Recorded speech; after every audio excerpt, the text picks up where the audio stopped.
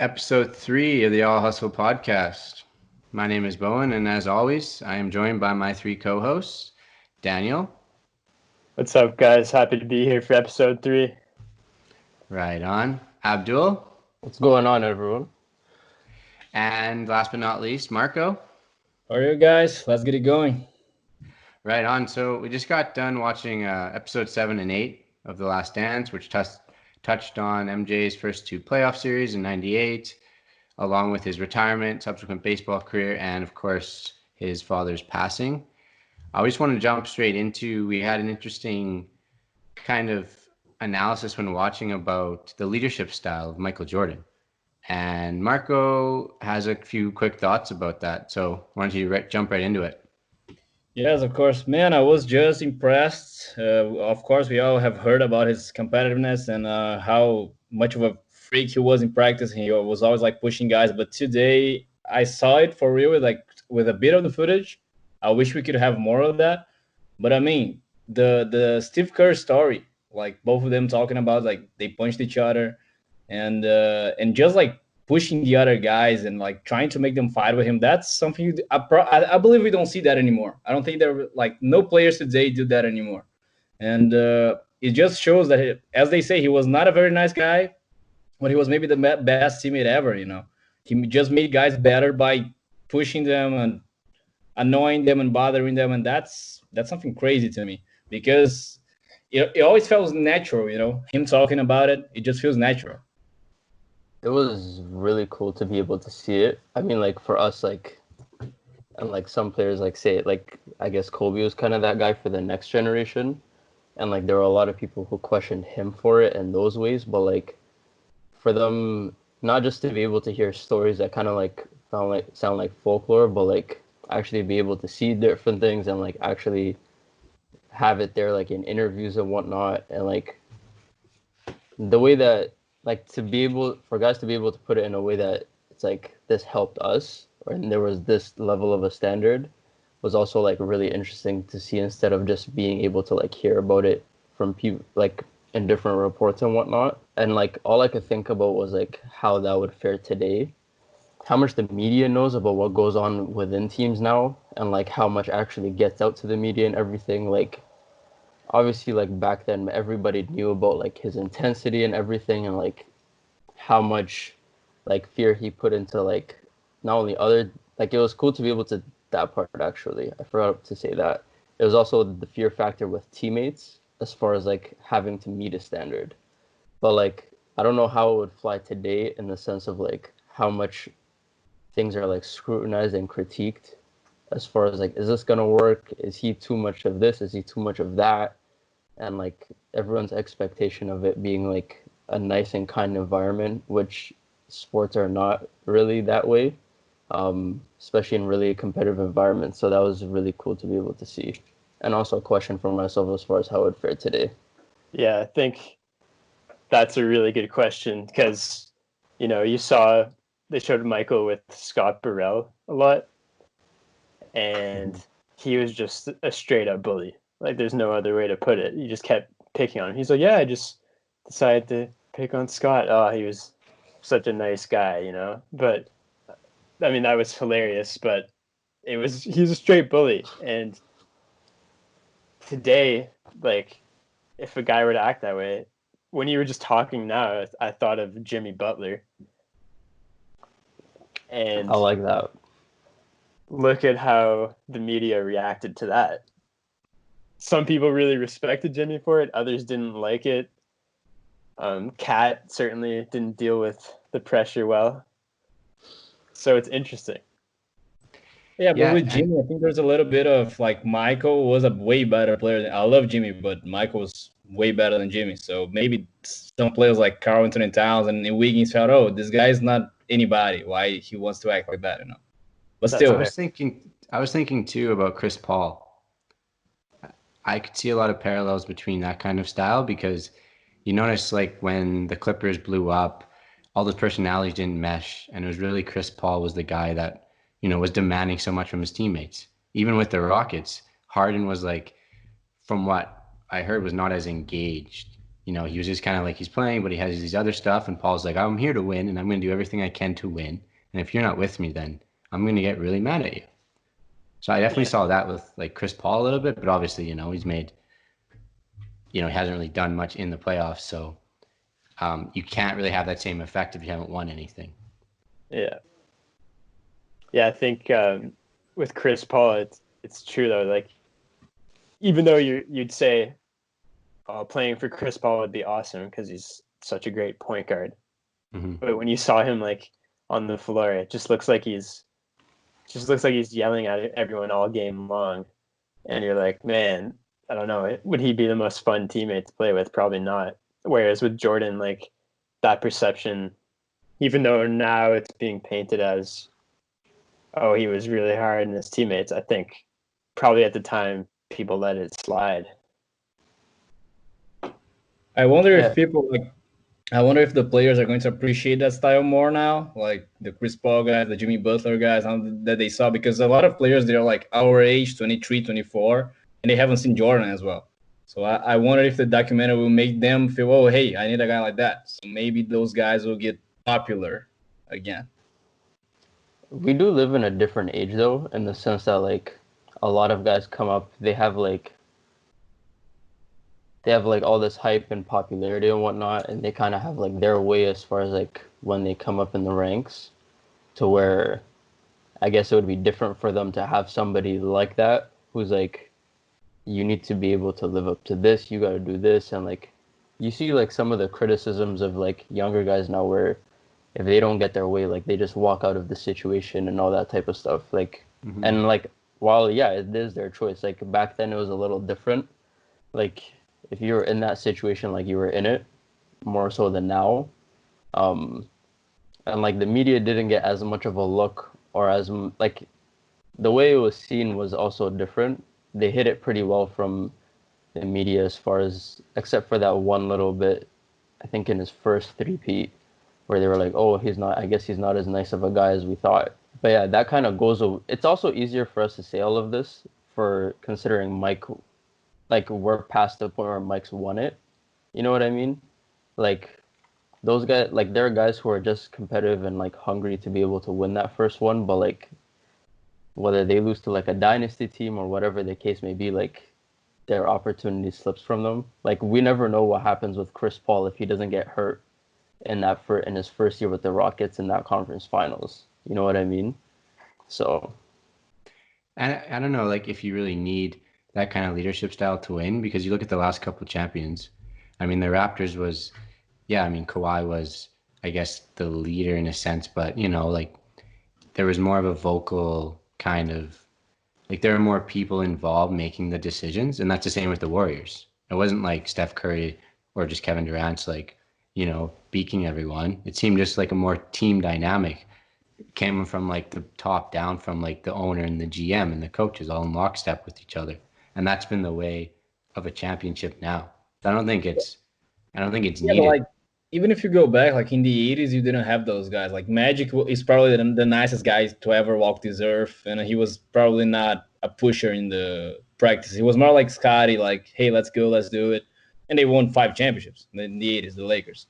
So I think the conversation is, if we take a Jordan now, would he win as many championships? Would this be a better way to win than, like, Golden State and Toronto?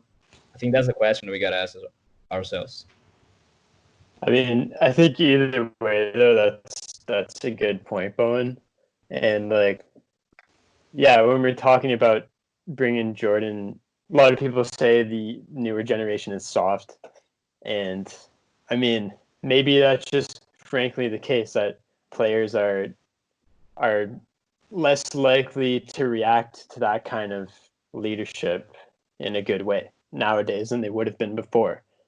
I don't know. That maybe explains, like, clearly that kind of leadership isn't what was going to propel Karl Anthony Towns into becoming the best player, right?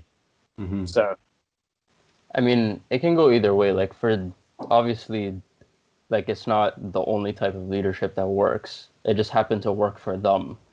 And, like, even in terms of, like, when you say, like, there are people who call, like, the players now, like, soft, I feel like even then there's like it's kind of like it can be weak in a sense as far as that argument goes, in the sense of like they have to put up so much, like with so much criticisms and whatnot, like so much more criticisms with people knowing so much more about them, like from the time they're like teenagers, because like there are people who are like literally like slandering like young teenagers on the internet for fun, or like just because they feel like it, because they think, oh, this guy stinks, this guy will never do this. Like this starts like from such a younger age, and like we all know like athletes have some sort of an ego, or like there's some sort of like, maybe you could say sensitivity for lack of a better word, as far as like taking things personally.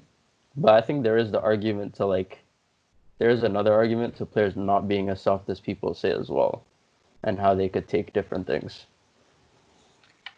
Obviously, they touched on in the TV show there about Pippen and that game 3 against the Knicks, where Kukoc ended up hitting the buzzer beater, but they lost series in 7, and Pippen was the star, and he refused to come in. And throughout it, they showed that leadership style of him. As a nice guy, he'd pick people up. He'd say, "Oh, it's okay. You'll get the next one," and he was more of a facilitator. But at that crucial moment, they said it wasn't his character. But do you guys think that like that style, like, is that a stain? I think it's obviously like a little bit of a stain on his legacy. But what do you guys think of like his leadership style and that incident? I wouldn't say it stains him much, just because like there's a lot that happened afterwards, especially like if you want to make the case that it could be like a growing pain of him being like a new leader, if you want to make that case. But like considering like everything else that happened in his career, it kind of gets overshadowed unless you like kind of come back to it to remind everyone of it, similarly to what like the episode does. But like for Pippen, like we see it with like a lot of star players where like it's like, I'm that guy, like I want to take this shot, right? And I forgot about that moment till the episode came up, and I was like, oh yeah, I forgot Phil did this, like because Phil was like unorthodox, of course, in his own ways. Mm-hmm. And like usually like you want the ball in your best player's hand, especially if that player is capable of shooting the ball, right? So I guess I could see how Scotty would be like frustrated, but at the same time, like everybody knew he was in the wrong, and he knew it for himself. It was really cool to be able to see how they kind of like were able to like gel back together though, as a team, and like push that Knicks team to like 7 games and barely lose. But he also said that I would do it again. And that to me was kind of like, that kind of irked me. It's like, really? You understand? Everyone told you, like Bill Cartwright was crying. He's like, you do it again? Like, that didn't make much sense to me. I guess for him, it's a learning thing then.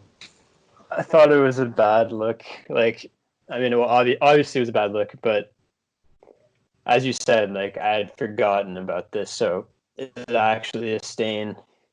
I don't know. But since we were introduced to Scotty with him, like, sitting out the start of the season, yeah, which I think, like, in many ways, Scotty was in the right there. But it's like he did a number of things that were selfish. And this sitting on the bench because you don't get the last shot, like that is brutal. If anyone did that today, he'd get reamed. Like, 100%. So I just thought that was bad. And Steve Kerr was like, oh, it wasn't characteristic of Scotty, but it just seemed like he kind of was. I don't know. Like, it seemed like he had these moments. And aside from that, he was an like excellent leader, and it certainly seemed that way. But prone to these kind of moments where he was a bit selfish, it felt like he felt like he was always getting disrespected. I feel like the stain is a little bit of what we talked on the first episodes when they had the episode about Scotty, where we were talking about how he was portrayed as a top 10 player of all time. I think Daniel said that. I think this season kind of showed that he was not, because he was really good. I think he finished 4th in the MVP voting, but still, he was not that guy to lead a team to a championship. And maybe that's where the stain is, because a leader would understand that the best shot was with Tony Kukoc, as Jordan did a few years later with Kerr. So maybe the stain is on that, on his his own abilities, not with the team, but I mean like himself. Yeah, Yeah, and well, it's like similarities to LeBron giving Kyrie the keys on that last possession against, in the finals when he hit that shot over Curry, right? Like that's leadership. Okay, like I don't have to take all these clutch shots. I'm gonna let this guy shoot it because, A, like that's what the coach wants, and B, you should know deep down that that's like the best decision. But then again, let's say MJ was in the huddle and Phil drew up a play for Scotty. Would MJ have been the same way with that? He would Or just was say that just no not and even in the realm of possibility because that would never happen with Michael Jordan? well, he would never sit on the bench. He'd be like, all right, I'm gonna grab Scotty's miss and dunk the putback and win the game. he would probably do it. That's the If fun he was part. He would pissed, probably like, do it. Yeah, that's fair. I mean, yeah, it's interesting. You'd hope so, right? Like, and you kind of saw some of that character when shaking hands with the Pistons when they lost, back-to-back years, and then Isaiah did, and then that shows the character aspect of some of these players, right? I could see Isaiah sitting on the bench for a play like that, but or think of like the game where he was injured, but he had reached his he was coming off of injury and he reached his minutes restriction, right. but there are only a few seconds left. They made him sit, but then as soon as I think Paxson hit the game winner, I Yeah. think so, yeah. he like jumped off the bench and like went in the huddle and celebrated, like as if he had just hit the shot. So that shows Jordan, like he was forced to sit down, but he was just as excited. He was just happy they won the game. Yeah, that's true. And it definitely took a stain out of that celebration. Like, even Kukoc said he was happy, but at the same time, it was just a weird vibe. And that should have been like euphoric, right? A Yeah. crazy shot, like buzzer beater. You guys are back in the series now, and you have a pouty Pippen on the bench. Yeah, so obviously there's a big talk about retirement and his baseball career. I didn't know that he was actually not a bad baseball player. I mean, you kind of heard, throughout the years that, oh, he wanted to play baseball, but he sucked, and then he came back. But he hit 200, and, I was like looking through Twitter, and there was MLB players saying, I even never hit 200 in Double A. And the fact that a 31-year-old basketball player was able to do that was, it goes to show his competitiveness and his drive to get better. What did you guys make of the whole, I guess, retirement? A thing like that fair today. For example, LeBron says, I'm going to the NFL right now. Like, how would it be today, 2020, But yeah, I think I'm not a big baseball guy, but from what people said that he could have made a major league, that's impressive, He played like for 15 months, so who knows? But thank God he came back to basketball. That was the thing, Like I thought it was really cool as far as like being able to like, because there was a lot that happened like in his life as far as like that year goes, like when he was like soon to retire, and then I can't remember his name, but the one writer that mentioned how he told him the year before in '92 that he was already planning on retiring to begin with. Right. He just yeah. wanted to one up what Bird and Magic had done by three-peating and like actually playing in the Olympics. But like I think it really like, because today like we're in a era of like player empowerment, but like back then it was kind of like, the hell is this guy doing? Like, how you just gonna drop it? Like the idea of like doing it for yourself or doing something for yourself like that was like more of a foreign idea, because he was at like the peak of his powers, right? Yeah. He's only like, it was just year 9. He's coming off a three-peat. He's accomplished like everything there is to accomplish in basketball, and he just decides, I'm gonna drop this. Like there was like so much speculation and like criticism that came with that year, and then his father's death, like, which we all were able to see like how much that like hurt him like in the episodes, and how much of an effect that had on him. But also like we see now like there are 2 sport athletes who try to like maybe balance both, or like they may quit it but never go back. I think in the sense of like being able to see him go out of his way to do his own thing And then also for him to get that itch back where it starts out with like BJ Armstrong just challenging him like, oh, I'd kick your ass in ball right now.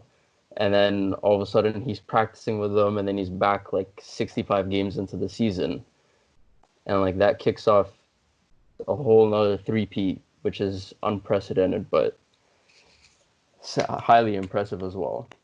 Yeah, I mean it's crazy because peak of his powers, leaves for 2 years, comes back, becomes the best again, goes on another three-peat, and it's like, I wonder if he had played those 2 years, because, you know, we look at Jordan's career stats and they're obviously really impressive, but he's not number one on like the leaderboards for totals.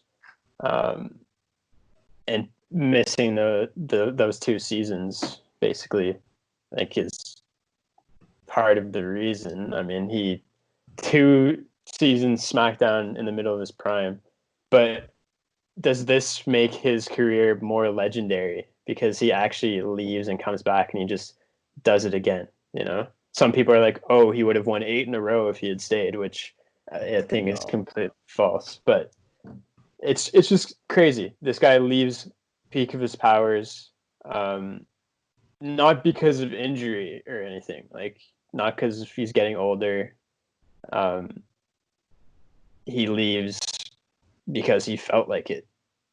And I don't know if there's ever been an athlete to do it that way. I know people have left. Mario Lemieux left because he got cancer. Favre retired like more than once, I think, but he was getting older, right?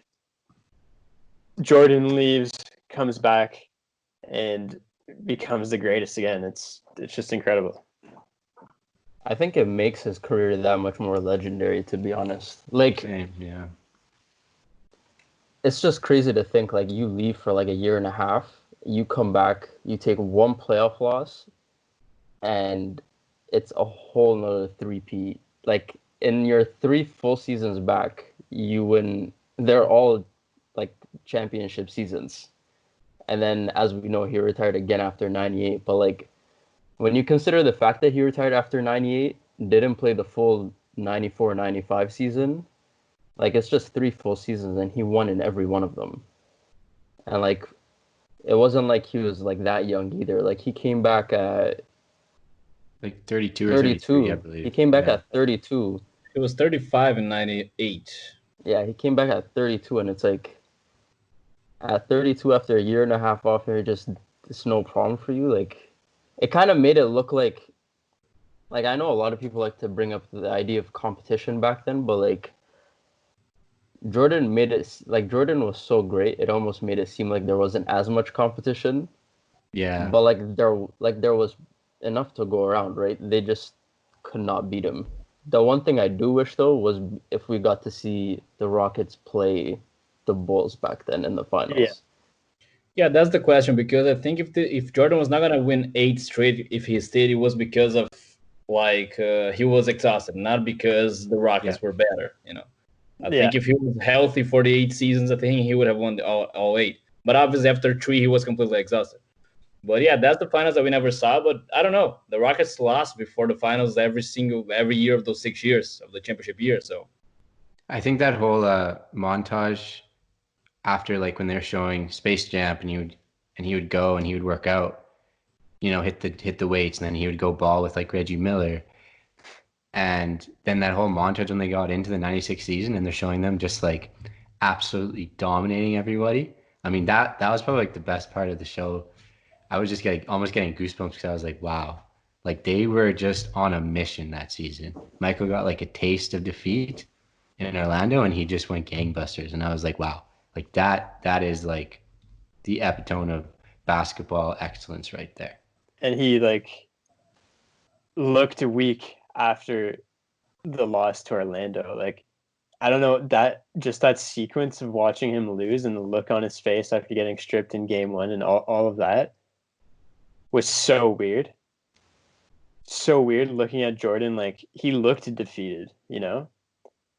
And that's and it's weird too that like one steal and they're all like, "Oh, he's human," and it's like that was one steal. You imagine like LeBron got stolen, and in the papers the next day is LeBron human. You know, like Yeah. he got the ball stolen from him, and that shows us Le- how dominant he was. yeah, like even like with LeBron, like he's had those human moments where like guys are like, "Oh no, I got one." The Mario Hazonia block. Iggy Iguodala in the 2018 finals, I think he stole or blocked a LeBron shot in the end of the game. Yeah. 2017, 2018, I don't remember exactly. Yeah, the Hazonia one too. It was like you just lost to the Knicks, and you got blocked on the possible game winner. Like, and everyone was like, "Oh man, like what's happening?" Because like a lot of people have tried to like try to see the demise of like these greats at some point, like far sooner than they actually come. So Yeah. like seeing the question of like, "Oh my God, he's human," this and this. It was like you could see the way like it fueled him. Like it really fuels these guys as much as they try to say like they don't take it personally and whatnot. Like they really like it's not like they don't pay attention to what's being said and whatnot. And like you could see with Jordan, it was like he it's like the story with what was his name? LeBradford Smith. There we go. Yeah, yeah. I had to What Google a that name, name, and I right? was like, "Ooh." He What made a up a story to get himself going. I was like, Man, I was a could bit you scared imagine? about that. How the hell do you do? How are you supposed to work with that? I'm gonna create something to motivate me. That doesn't work. That's It why you're doesn't not work. winning 6 rings, man. It goes to show like how different he was though from so many guys. Like it's not to say everyone else isn't competitive, but like it's almost like there are levels to this, you know? Yeah, and it's not like LeBron locked down Hazonia the next time they played and held him to 0 points. You know, like something in that legend sense or whatever, right? And that BJ Armstrong stuff too, which was interesting. That Yeah. was awesome. Yeah. That was just awesome. BJ like says, I knew the system, I knew Michael well, and it's like clearly you didn't know him well if you were gonna taunt him. Like you knew you were gonna get destroyed after. Yeah, it's the one thing you don't do. And with LeBradford, this guy, he creates a story to get him motivated, and the story he creates is that LeBradford says, "Nice game, Mike," Yeah. or "Good game, Mike." That's it. Like Jordan needs to create a story to get him going. He's like, you know what he said to me? Nice game. He said nice game to me. Yo, I'm gonna kill this guy. It's not even a crazy story, but he had to create that to get him going. It's hilarious. And I don't know about you guys, but like watching this, it just feels like those games they were not fair. Like it just felt like the Bulls had like a cheat code, and it was just not fair to everybody else. A little bit how we felt with LeBron in the East these past years. We saw LeBron defeating everybody like by himself. I think it's kind of the same thing. Like, okay, Charlotte, pretty good team, but they have Michael, so it's not fair. It's not a fair fight. I think And, it's more better to compare the Warriors because I think Pippen and Rodman were alone better than any of those other Cavs, when Kyrie left. So, yeah. Yeah. But no, I agree 100%. So one of the big things they showed was that Sonics team in the 96, where the Bulls were unstoppable, but the Sonics gave them quite the run after losing 3 straight. And tactically, Sonics coach George Karl made the switch for Gary Payton to guard MJ, of which MJ chuckled when he heard about that Payton made an impact on the series by locking him up. So do you think Gary Payton was the best defender MJ ever faced? Or is like MJ too prideful to admit when a defender actually got the better of him? Or is it like legitimately possible that no one could ever truly lock down Michael Jordan? I think he did. If you look at the first 3 games of the last 3 games, Gary Payton did the best job anyone has ever got close to. And he might be the best defensive perimeter player in the history of the league. I mean, who are the possible contenders? Him, Jordan, Kobe, Tony Allen, and Kawhi. Yeah, Chris Paul, kind of. Yeah, but he's smaller, right? And like people in Yeah. Kawhi, I think they're a little bit bigger. I think we're talking like more like Gary Payton's the only point guard to ever win Defensive Player of the Year too. yeah. So still, I think Jordan is too competitive. He's not gonna admit it, but Payton had a great job in that series. He was the reason they won those 2 games. So I think Jordan said that the best guy to guard him was Joe Dumars. And that's with the bad boys. I know Dumars did a really good job on Jordan. I don't know the specific stats, but I think when it came to Gary Payton, it was like Gary Payton's younger than him. Like he might have had some respect for Dumars because he had to get through the bad boys and it was a hard time. Then when it came to Gary Payton, he's like looking at this guy who's came into the league after him, and Gary Payton is like very obnoxious too. So I don't think there was any way he was ever going to admit like, oh yeah, Gary Payton gave me a hard time, but he clearly did, and it definitely makes you wonder like, why wasn't he on Jordan earlier? Why did they wait till they were down 3-0? And I think Gary Payton is kind of underrated, like in his career. People don't talk about him as often as they should. He's one of the best point guards ever. He won a championship with the Heat. He was okay with them, and those finals, no point guards of today could have even stood in front of Michael. So he did a crazy job. Yeah, that's true. You also don't really consider, like, you don't always consider putting your smallest guy on, like, the size differential. Like, Peyton was a bit taller for a point guard at, like, I think he was about 6'4", but, like, he was also way smaller than Jordan from, like, just a mass standpoint and a weight standpoint. And, like, for him to be able to hold his own, not just against him, but, like, the rest of the league, like, for as long as he did, too, was, like, so impressive. Yeah, and George Karl said, like, they need his offense for the first 3 games, and then he got the defense. But, yeah, like, that must have been kind of a regret from Karl. Because, I mean, they had some, like, firepower, right? They had Detlef Schrempf and Sean Kemp. So, Nate McMillan as well. So, yeah, I agree. Like, I definitely need to watch a lot more Gary Payton because, I didn't really watch. He was in kind of the era before me, right? But definitely underrated. I guess it's the idea of, like, I don't want my guy, like, I don't want to take the risk of my guy, like, being in foul trouble. You know what I mean? Because, like, obviously he was one of their better offensive players as well, not just defensively. It's like, you don't want to risk that in the finals. But, like, I think it was too long awaited once it was 3-0. Like, if it was, I think it should have pulled trigger on that move, like, a game earlier. Yeah. To at least, like, give them a better shot, but... Well, maybe especially when you're going home, you want to switch some things up, right? Yeah. But maybe they thought, like, oh, no, we're going to stick with it. We're going to win at home. I think, like, was it game 1 or game 2? It was, like, a 2-point game also. Yeah. They're like, oh, we're going to go home now. We're going to win. Like, we don't need to change things up. But, yeah, I mean...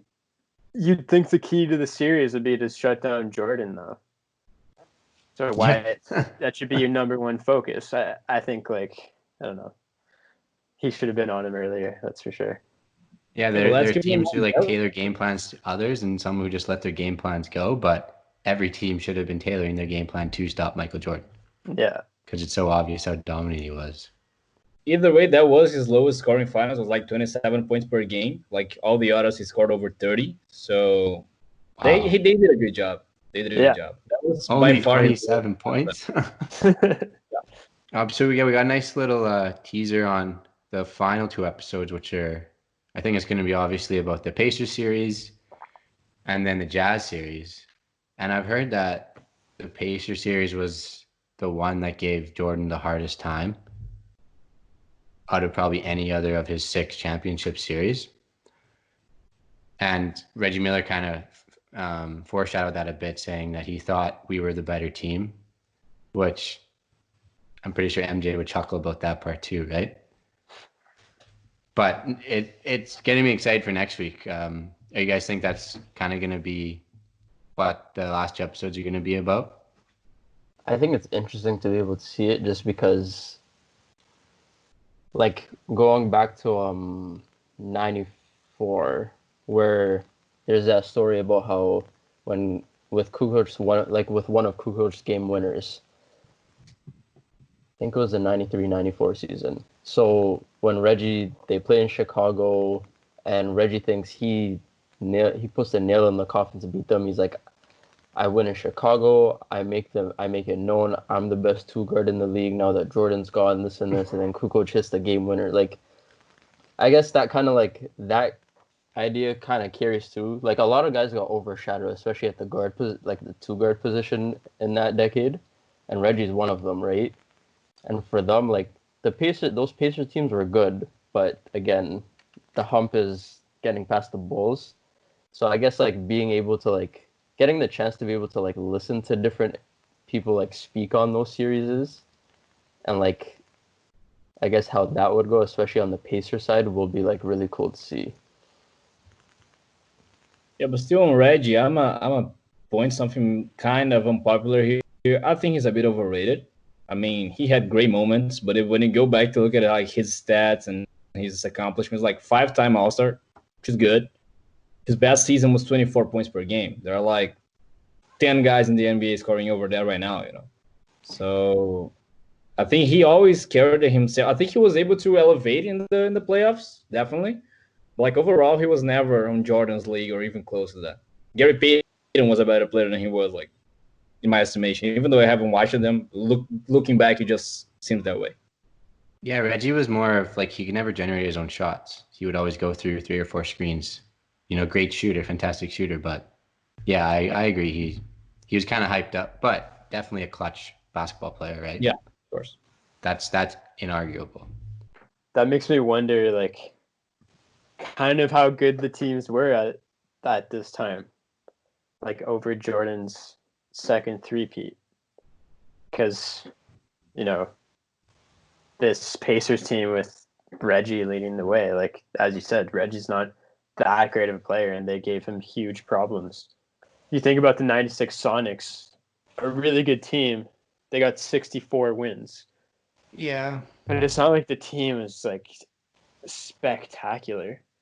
What is Gary Payton like a top 50 player all time? I know he's a fantastic player, but it's not like, you know, Jordan didn't have to face the 17 Warriors or anything like that.